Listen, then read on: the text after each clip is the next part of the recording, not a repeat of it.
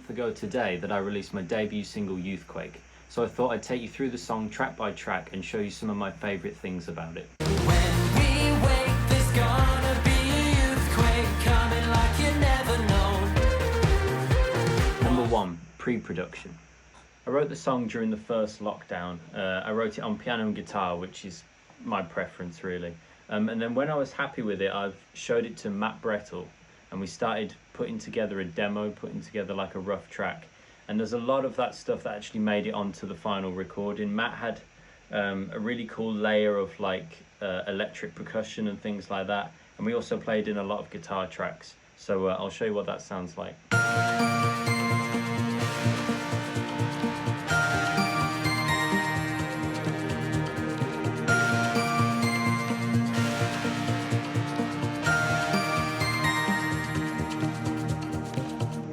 My favourite thing that Matt put in from the demos though was the answering melody in the chorus. It sounds like this. When we wake, there's gonna be a youthquake coming like you never known.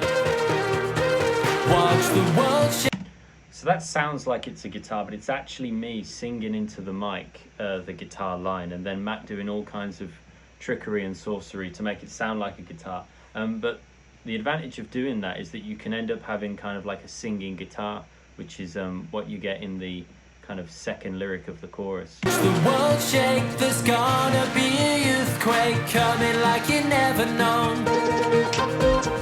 And Really, really cool stuff. Number 2, rhythm section. So we had the demo, and the demo was sounding really, really good. And then we sent it off to some musicians to go and play on it. Because of COVID and the restrictions and stuff, this all had to be done remotely. The first thing that we got back was live drums from Curtis, which I think gives a really kind of humanistic element to the tune, because if you have too much programmed stuff, you can lose some of that human feeling. So we had our demo.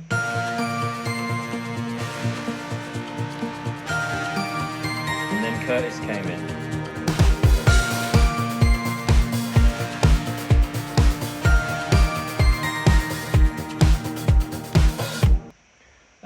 Pretty much just playing a disco beat, but with a few Curtisisms thrown in. I just think it really elevates the track. It really gives it a good energy. So now we've got the drums. The next thing we added in was the bass guitar. I called Sam Tukey to do this, and I think we came up with a really good part. Sometimes bass guitars are kind of just given the role of just playing bass notes and supporting the chords and stuff, but we managed to give the bass a hook of its own.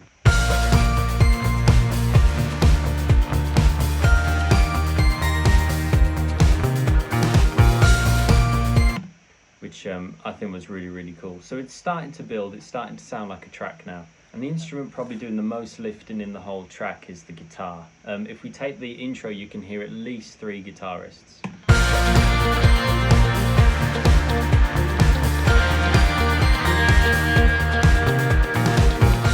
So those big chords, that's Matt, which is survived from the demo.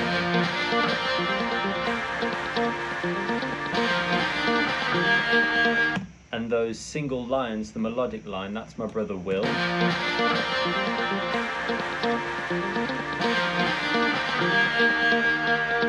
And the popping line, the rhythmic stuff, is done by the person who did most of the guitar work, Joe Arksey.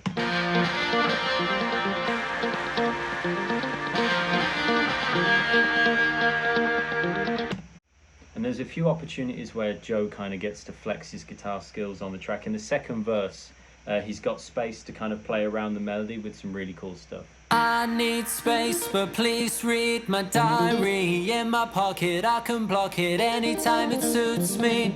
And stuff like that. Number 3, backing vocals. So the idea for the BVs in the pre-chorus was, because it's quite a parental lyric, we'd have a female BV doing one set of the lyrics and a male BV doing another set of the lyrics, kind of like a kind of mum and dad dynamics. So we had Joe Arksey do the male BVs, who did all the guitar stuff, and Sarah Karmazin doing the female BVs, and I think it just works really, really well against the lead.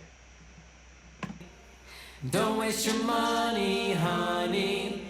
don't waste your time. Listen here, sonny, what do you have in mind?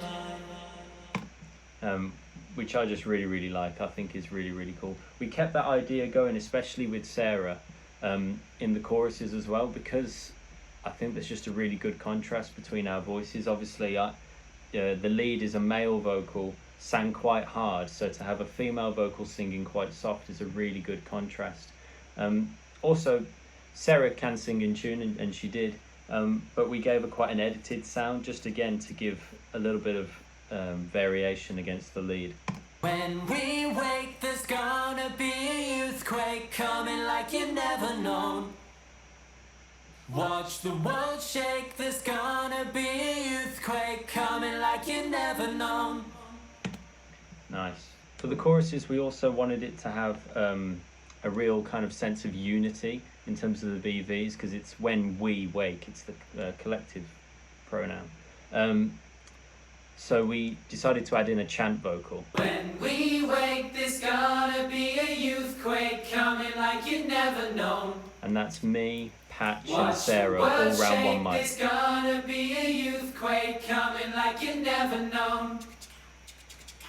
And that's me trying to make Patch and Sarah laugh between phrases. I like that. That's cool. I'm glad that stayed in. The final chorus is kind of in two sections. We've got the broken chorus and then the all guns blazing chorus.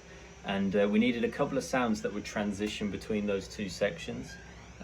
So we were trying to think of a couple of ways of doing that. And one of them was to have a sound, again with the gang vocal, almost like you're at a party and there's something stupid going on. So we recorded this sound. And I spy with my little light. Which again, I just think adds to the fun of the track really, and you can hear it in context. The world shake, there's gonna be a youthquake coming like you never known. And I spy with my little light. Something started with you, something started with I. When we wake, there's gonna be a youthquake coming like you never known. Well, thank you very much for watching. Hopefully that gives a couple of insights into how we made that song, and maybe you'll notice it on your next time listening. Thank you very much. I'll see you soon. Bye.